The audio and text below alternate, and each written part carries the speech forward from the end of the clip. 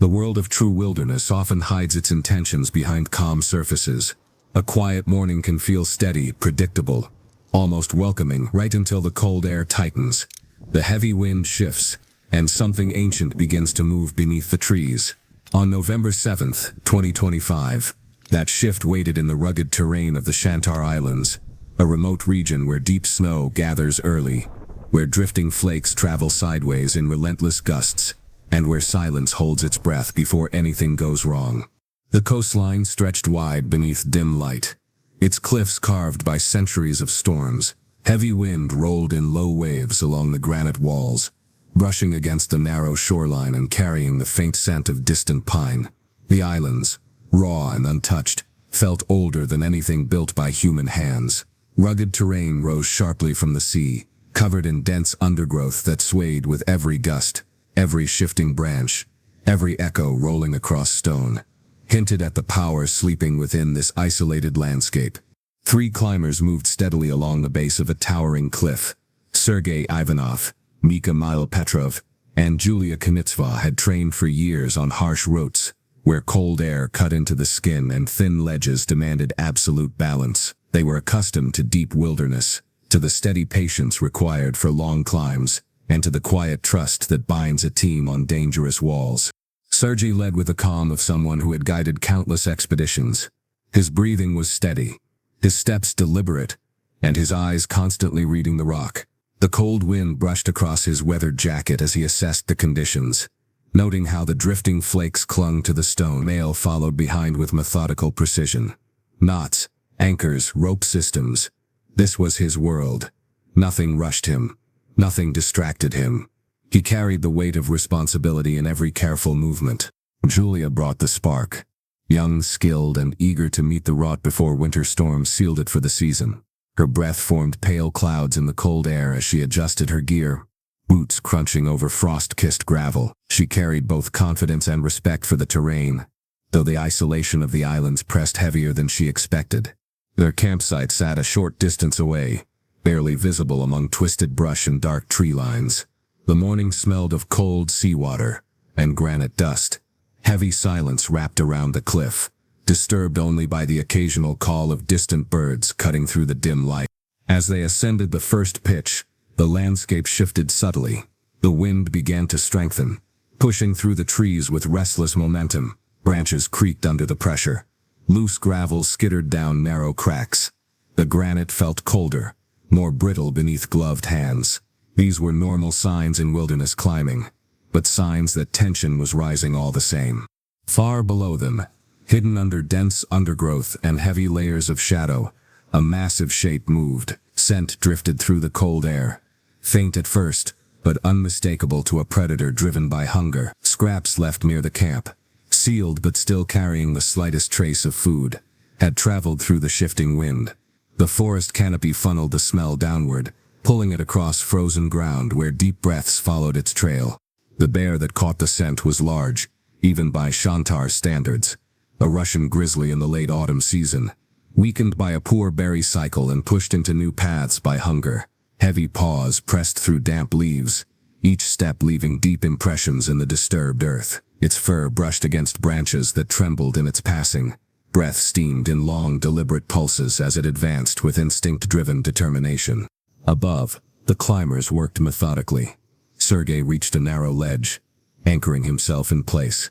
Mael prepared the rope for the next pitch, his hands steady despite the growing wind. Julia waited below, boots braced against rugged stone as she watched small flakes drift in slow spirals down the rock face.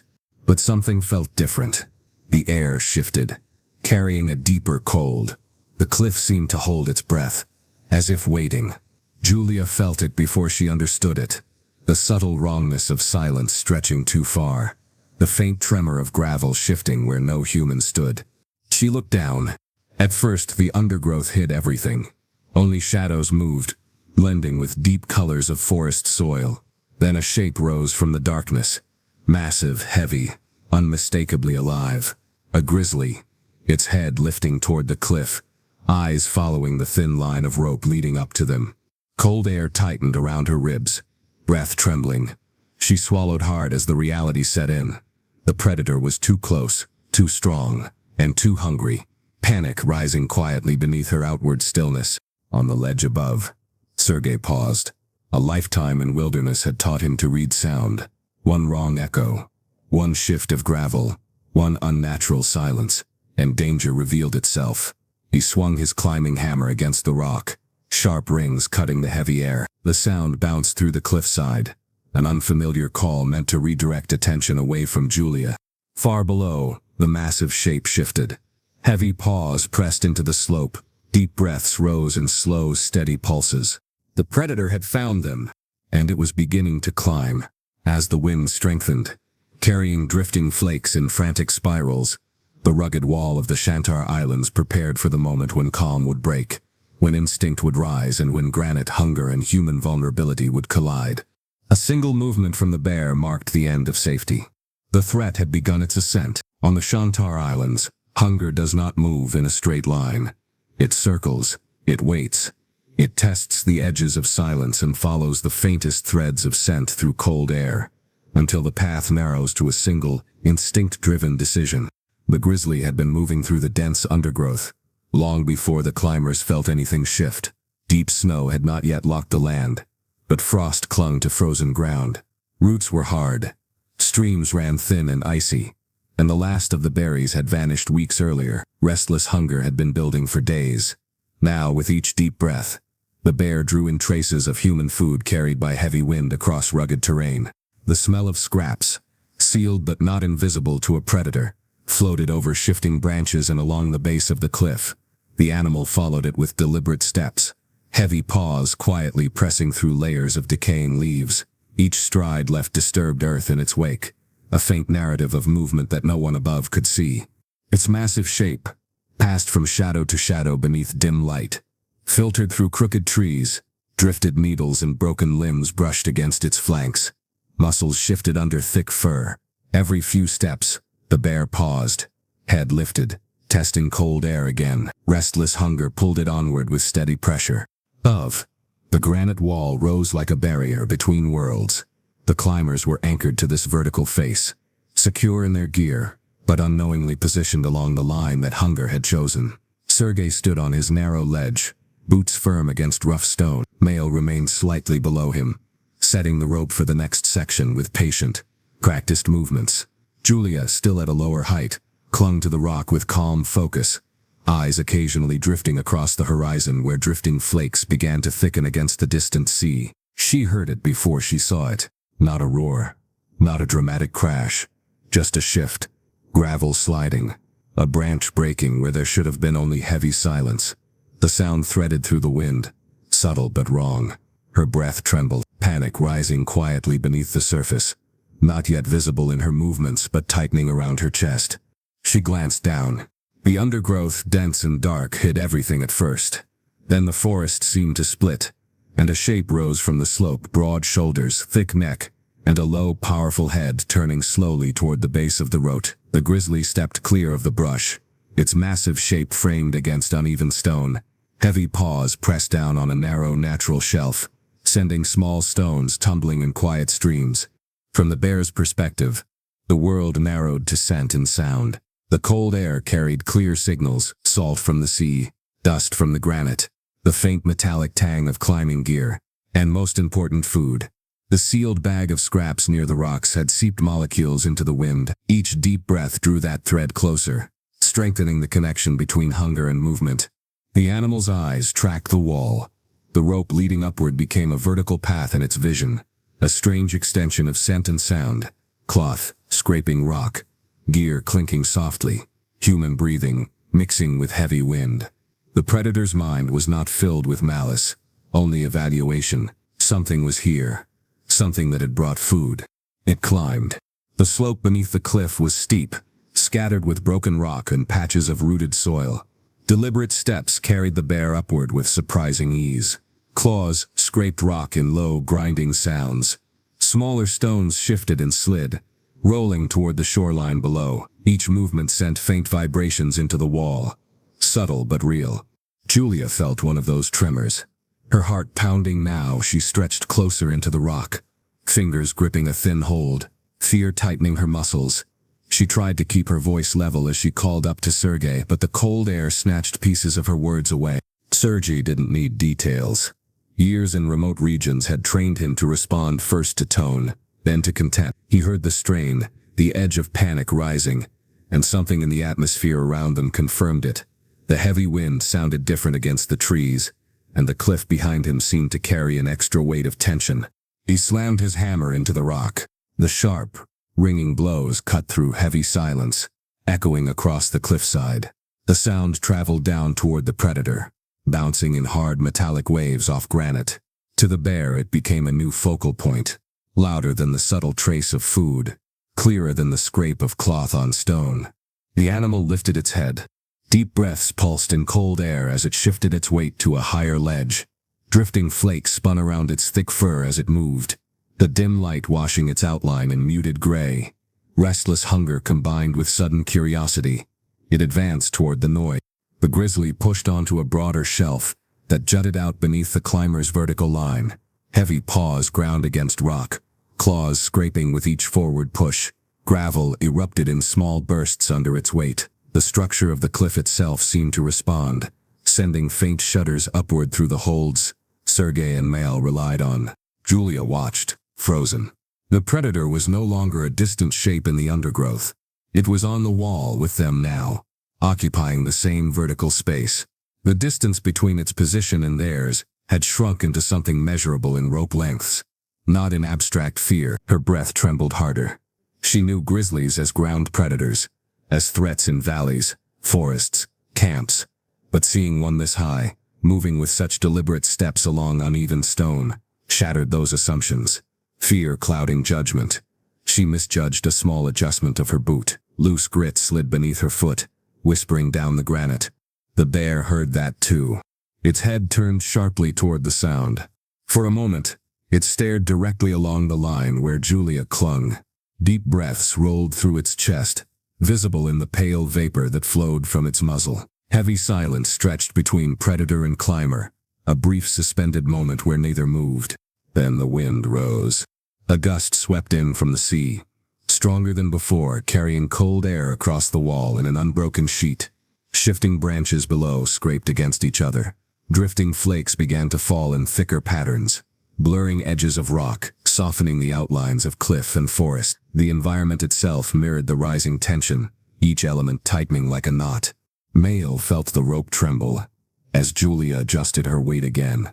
He looked down, saw the bear's massive shape on the shelf below, and felt his own heart pounding in a slow, heavy rhythm. This was no distant wildlife sighting. This was proximity. This was a grizzly attack scenario forming in real time on an exposed granite face. Sergei struck the rock again, trying to pull the predator's focus higher, away from Julia.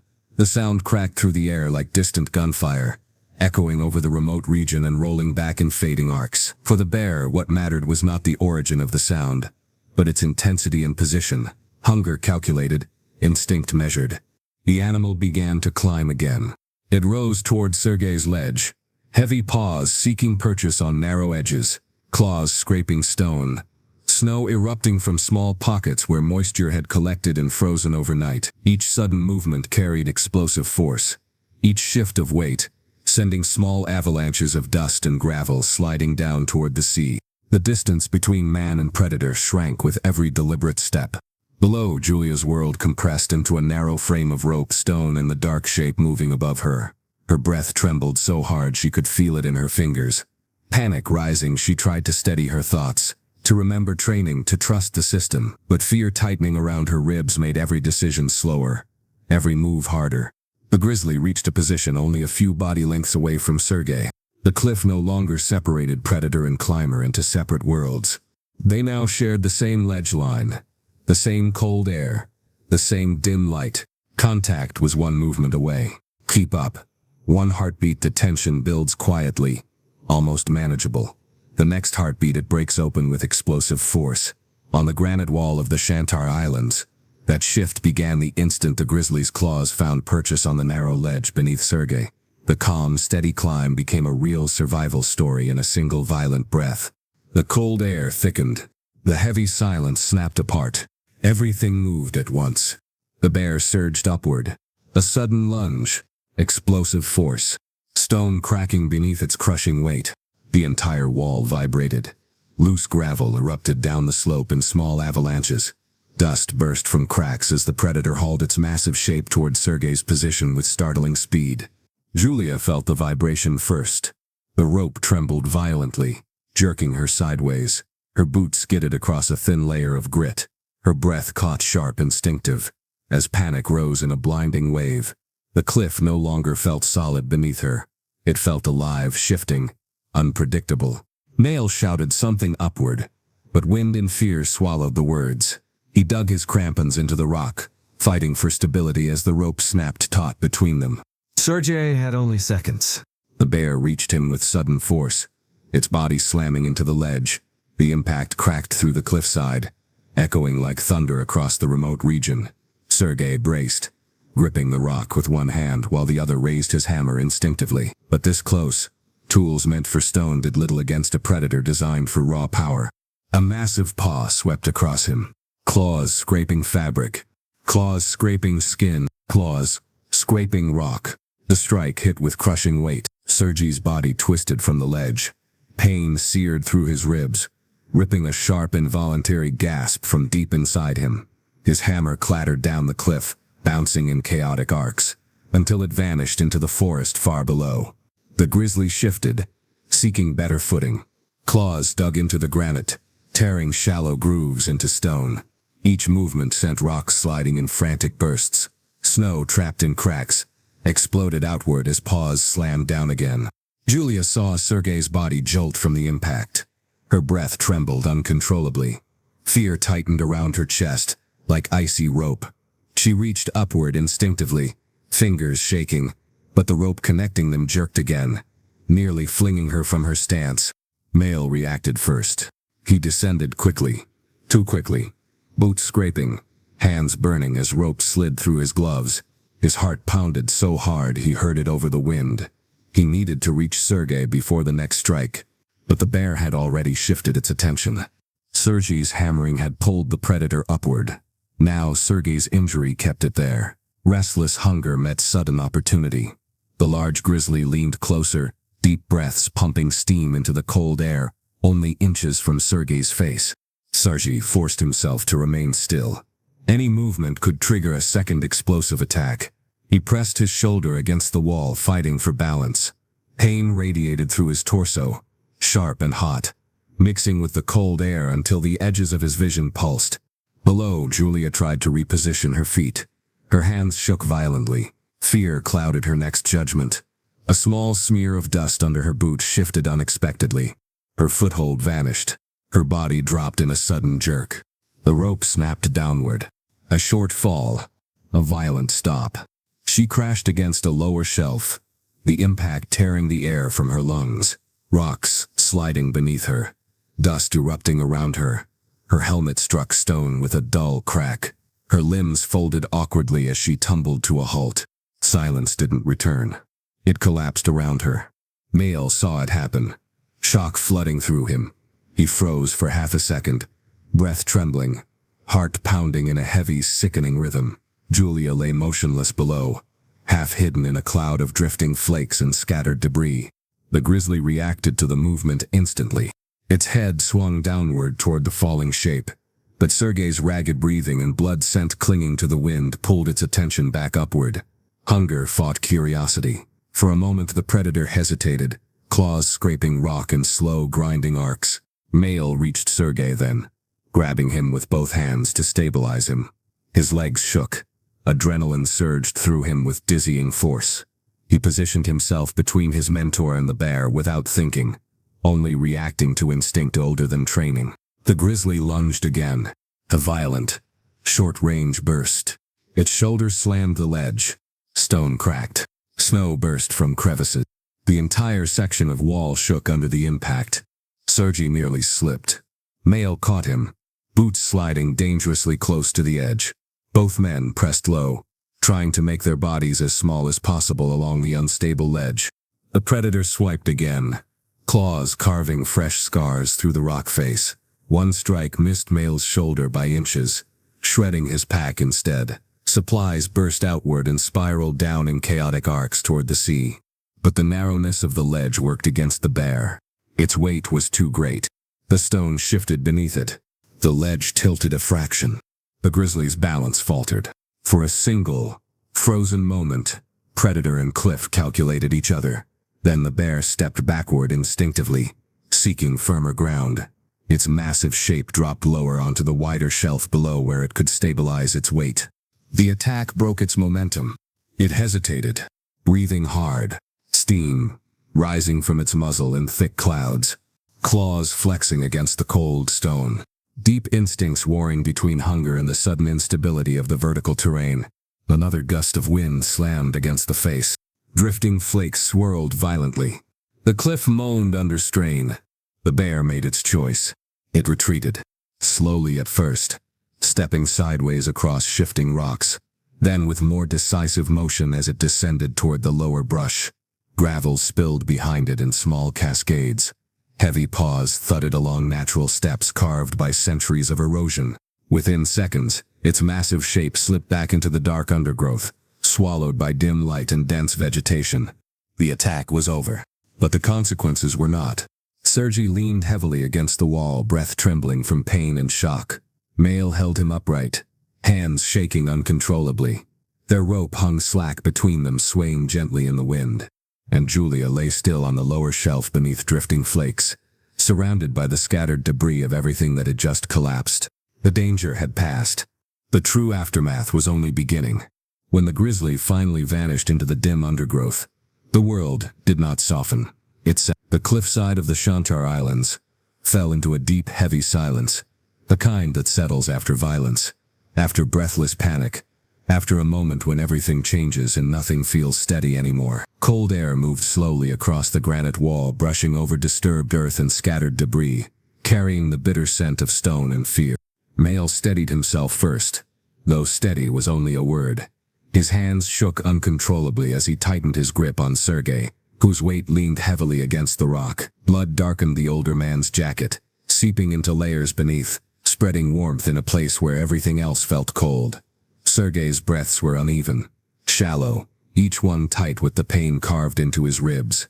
The ledge that had felt secure moments ago now felt fragile, too narrow, too exposed, too close to the memory of claws scraping across stone. Drifting flakes moved lazily through the air, settling on rope fibers, cracked patches of rock, and Sergei's torn clothing. Every flake felt like a quiet reminder of how quickly the wilderness shifts from stillness to survival.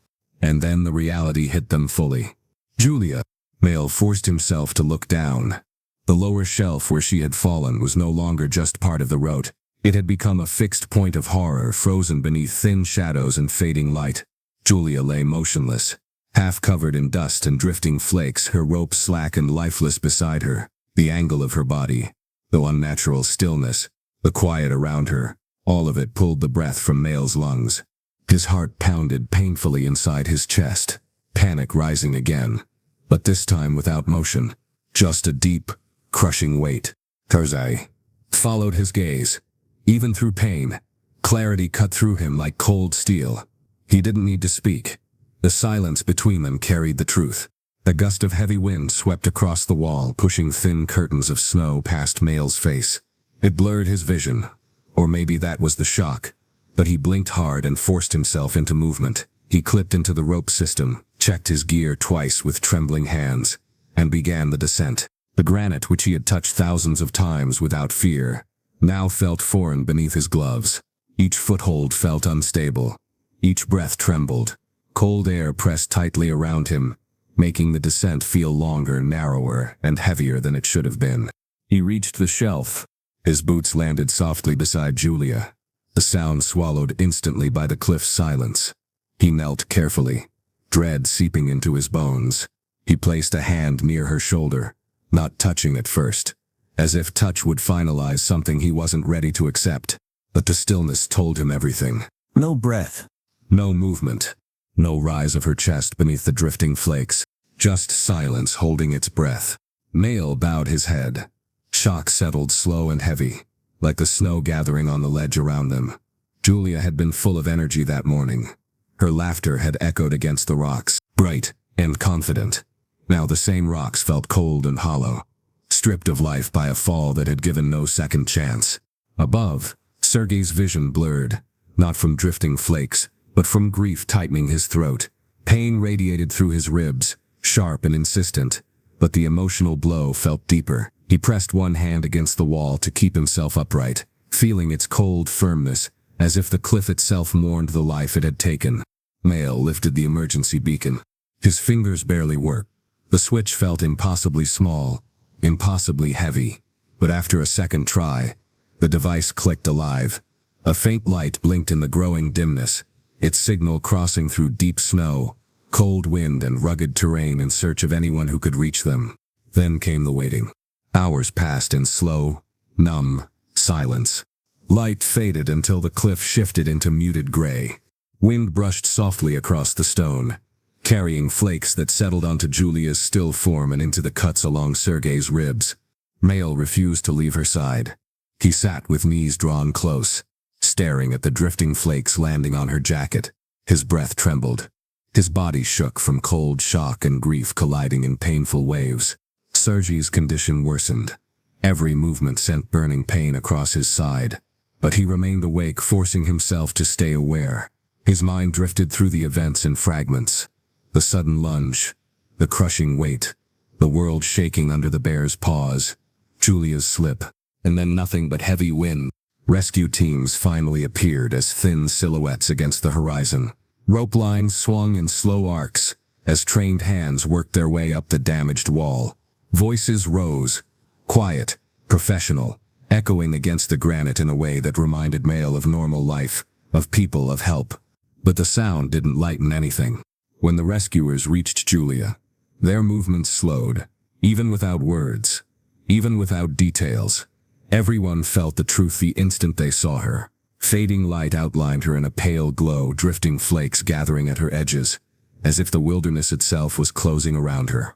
They treated her with quiet respect, securing her, lifting her, carrying her with the same gentle care they would have used had she still been alive. Sergei was lowered next, his jaw clenched against the weight of pain and grief. Every shift of the rope burned through his wounds, but he held still, refusing to lose consciousness. Mail descended last, his limbs stiff from cold, emotion, and the endless weight of what the cliff now represented. When all three reached the forest floor, the land around them felt changed. The undergrowth was trampled.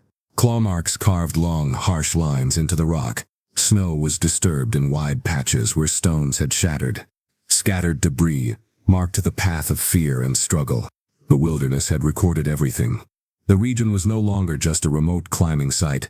It was now a place with a story carved into its stone. A reminder that hunger can climb, that instinct can rise vertically, and that even experienced climbers stand vulnerable when silence shifts into movement. In the days that followed the November 7th attack, the Shantar Islands wore a different silence. Not the calm quiet of remote wilderness, but the heavier, slower silence that settles after something irreversible has occurred. Cold air drifted through the valleys with a muted edge. Drifting flakes fell more softly. Shadows along the cliff seemed deeper, as if the land itself recognized what had taken place on its granite face. The investigation teams moved carefully through the rugged terrain, studying claw marks, disturbed earth, and the long scars carved into stone. Everything pointed to the same truth. The region's predators had shifted earlier than expected. Harsh weather, scarce food, and early snow had pushed grizzlies into new paths, tightening the fragile line between human activity and animal survival. Officials issued warnings across the remote region. Posters appeared in small coastal villages, advising climbers to secure food far from camp, to avoid steep routes during early winter hunger cycles, and to treat every silence in the wilderness not as reassurance, but as possibility. Radio broadcasts repeated the message for weeks.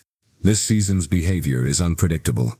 Grizzly activity is crossing traditional boundaries. Use extreme caution. For climbers, the story traveled quickly across forums and expedition communities. The Shantar Islands had always been known for rugged beauty and powerful storms, but now the place carried something heavier. A recorded grizzly attack on a vertical wall, a scenario few believed possible. The cliff that had once offered clean granite and steady holds was now remembered for a fall, a strike, and a moment when predator instinct overcame elevation. Sergei recuperated in a regional hospital, his side bound with thick layers of gauze. The deep claw marks healed slowly, leaving long raised scars that stretched across his ribs like memories etched into skin. Doctors told him he would regain full mobility, but movement would always carry a reminder, a stretching pull over old wounds, a subtle ache during cold weather, a faint burn when he breathed too deeply. But the physical pain was not what lingered. He woke many nights to the sound of claws scraping stone, not real, not present, but recreated by memory so vividly that the darkness felt heavier. He remembered the explosive force of the impact, the sudden shift of the ledge, the way the entire cliff seemed to move beneath him. He remembered the instant when Julia slipped, and he remembered the silence that followed. Mail carried a different weight. His body recovered quickly, bruises fading, cuts healing, but his mind pressed the events into loops he struggled to break. He returned to the cliff in waking dreams, replaying every foothold, every rope tension, every tremor in the stone. He second-guessed the placement of their scraps, the timing of their pitch, the angle at which Julia waited. Shock had faded, replaced by a quiet ache that settled deep inside him, as heavy as the cold wind that swept the coastline. He often walked along the shore after sunset, listening to the crashing waves, searching for the clarity that the wilderness once offered him. But the landscape felt changed. The rugged terrain he once trusted now held a harder truth, that even perfect preparation can collapse in seconds when instinct-driven forces rise from the shadows. Julia's family received her remains days later. The Shantar Islands, indifferent and ancient, did not change their winds for her, did not change the drifting flakes, did not soften the sounds of shifting branches. But in the climbing community, her name became a quiet reminder of how thin the margin of safety becomes when nature tightens around you. Her route logs remained untouched in her bag. Her helmet, lightly dusted with frozen soil, carried faint scratches from the fall. Her final ascent notes, optimistic, determined, full of energy, now belonged to a different silence. As winter deepened, the region grew colder, and the story settled into its landscape like another layer of snow. Rangers traced new grizzly tracks through deep snow along paths where bears had not traveled before. Each set of heavy paws marked a shift in survival, a sign that hunger pushed predators to explore cliffs, slopes, and elevation they once ignored. Researchers studying predator behavior cited the attack frequently. They analyzed wind direction, scent pathways, weather patterns, all pieces showing how a sealed scrap bag could still disperse molecules that drifted across shifting branches and into the forest. It was not malice, not aggression, just instinct and scarcity converging at the wrong moment. And the Shantar Islands held the memory without apology. The cliff, where it happened, remained unchanged. The scars in the rock stayed visible even beneath thin layers of ice. The disturbed earth on the lower shelf remained darker, as if marked permanently by what had taken place. Every element of the environment carried a quiet echo of that day. The cold wind passing along the granite, the dim light settling at dusk, the heavy silence that wrapped around the trees. It became a living reminder of the balance between survival and danger, between human skill and the unpredictable power of predators. When Sergei finally returned home, he stood alone on his balcony one evening, watching drifting flakes fall under pale light. The world felt still, subdued. He placed a hand over the scars on his side, not out of pain but out of memory. The cold wind brushed against him, the same way it had on the cliff. He closed his eyes. He remembered Julia's energy, the steady rhythm of Mael's movements, the quiet determination of their climb. He remembered the moment when calm turned into chaos, when stone and instinct collided, and he remembered the silence that followed, a silence that now lived inside him, settled deep and unmoving. In the end, the wilderness remained exactly what it had always been. Beautiful, unpredictable, neutral, not cruel, not forgiving, simply powerful. And on the Shantar Islands, where granite cliffs rise above cold water and wind carries the scent of distant forests, the memory of that November day still lingers, a reminder that in true wilderness danger does not announce itself. It climbs, it waits, and when the moment comes, it moves with a force that changes everything.